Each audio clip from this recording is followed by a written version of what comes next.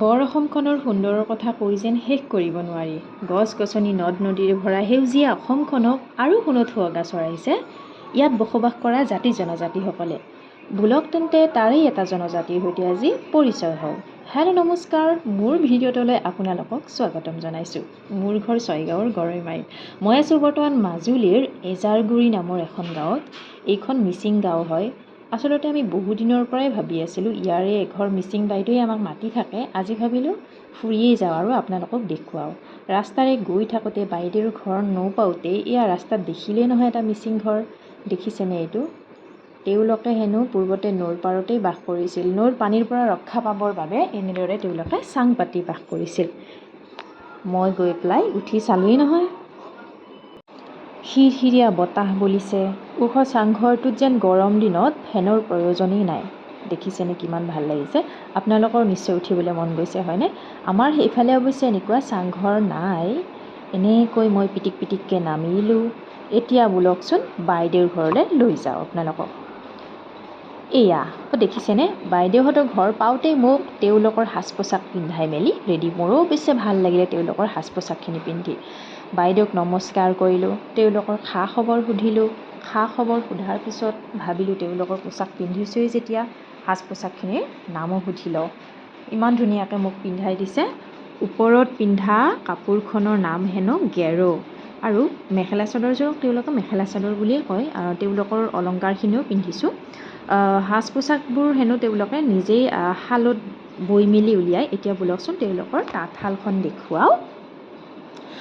এইখন হৈছে বাইদেউৰ শাল, মানে তাঁতশাল নহয়, হাতশাল, মানে বাইদেৱে নিজ হাতেৰে বৈ মেলি উলিয়ায়। আমি যেনেকৈ মাকো মাৰোঁ, তেওঁলোকে হাতেৰেই মাকো ইপাৰ সিপাৰ কৰি পেলাই বৈ মেলি উলিয়ায়। এইবোৰ শাল আৰু অৱশ্যে আমাৰ সেইফালে আগতে আছিলে, এতিয়া নাই। এওঁলোকে হাতেৰে বৈ মেলি উলিয়ায়। বহুত মজবুত কাপোৰ হয়। এয়া চাওক।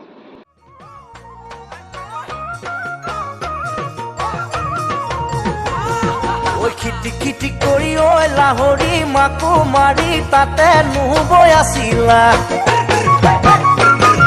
ঐ আমি গৈ ওলালো তাত লাহৰি বহিবলৈ পীৰা পাহাৰি দিছিলা।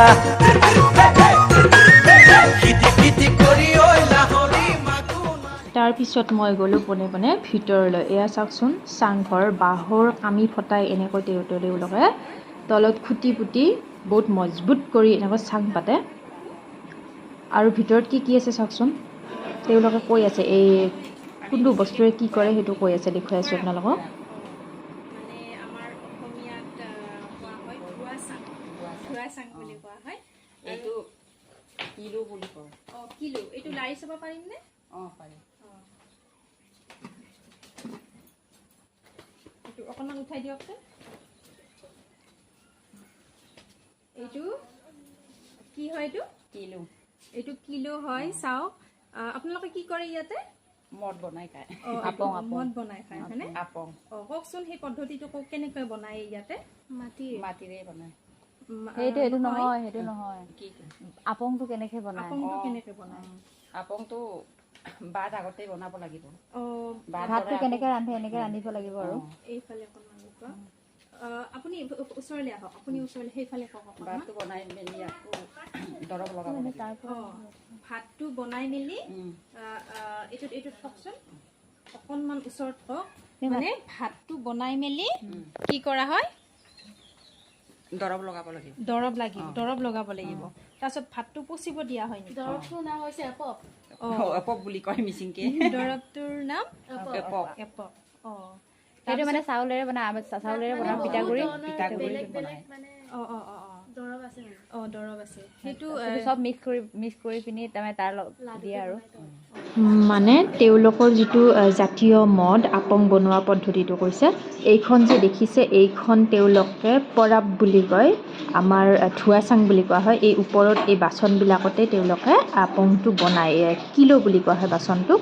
আৰু তলত যে এইটো দেখিছে চৌকা, মাটিৰে চৌকা, এয়া চাৰিওফালে দেখুৱাই দিছোঁ মই ঘৰটোৰ।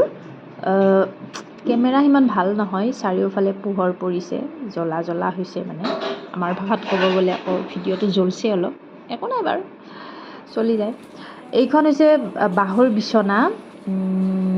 চাংঘৰত তেওঁলোকে এনেদৰে বাঁহৰ বিচনাত শুৱে বহুত জব্দ মজবুত হয় মই বহি চাইছোঁ বহুতেই ভাল লাগিছে বাইদেৱে কৈ আছে কেনেকৈ কি কৰে এতিয়া বলকচোন তেওঁলোকৰ লগত অকণ কথা পাতোঁ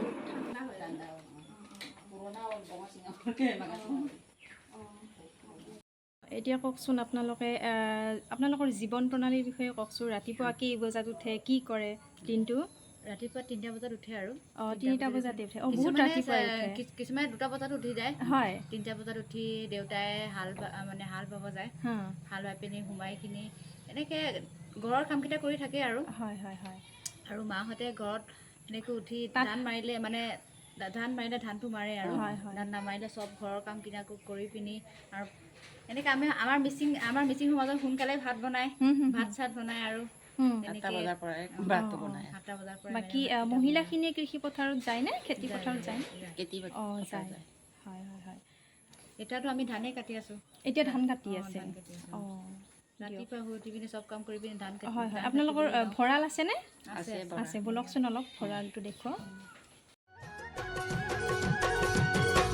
চাংঘৰ ধুনীয়া কেনেকৈ বগাম জখলা কনে ঐ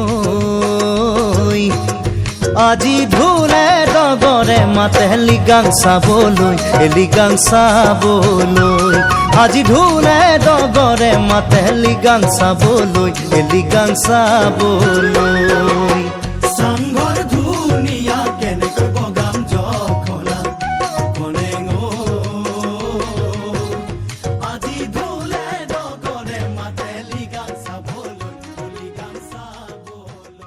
এইখন ভঁৰালখন দেখিছেনে এইবোৰ যে ধানবোৰ দেখিছে এইবোৰ ধানৰ আটিবিলাক মানে ডাঙৰিবিলাক যেনেকৈ পথাৰত বান্ধি থৈছিলে তেনেকৈ আনি ভঁৰালত সোমাই থৈ দিয়ে মানে আমাৰ যেনেকৈ মৰণা মাৰি ধানবোৰ সৰাই পেলাই থৈ দিয়ে তেওঁলোকৰ তাৰমানে কাটি পেলাই আনি ডাইৰেক্ট ডাঙৰি মাৰি এনেকৈ থৈ দিয়ে আৰু তেওঁলোকক যেতিয়াই প্ৰয়োজন হয় তেওঁলোকে তাৰ পৰা উলিয়াই মেলি মৰণা মাৰি পেলাই ধানবোৰ উলিয়াই লয় তাৰ পৰা নামি আহি পেলাই তেওঁলোকে মোক অকণমান বাৰীৰ পিছফালে ঘূৰাব নিলে পুখুৰীৰ ফালে ফুৰাব নিলে কেতিয়াও নেদেখা ঠাইবোৰ চাই এনেও ভালে লাগে নহয় জানো কেমেৰাটোৰ ভিডিঅ'বিলাক ইমান ভাল হোৱা নাই তথাপিও দেখাইছোঁ আৰু মই যিখিনি দেখিছোঁ সেইখিনি দেখুৱাবলৈ চেষ্টা কৰিছোঁ এনেকৈ আহি পেলাই আকৌ বাইদেউহঁতৰ ঘৰলৈ আহিলোঁ ফুৰি পেলাই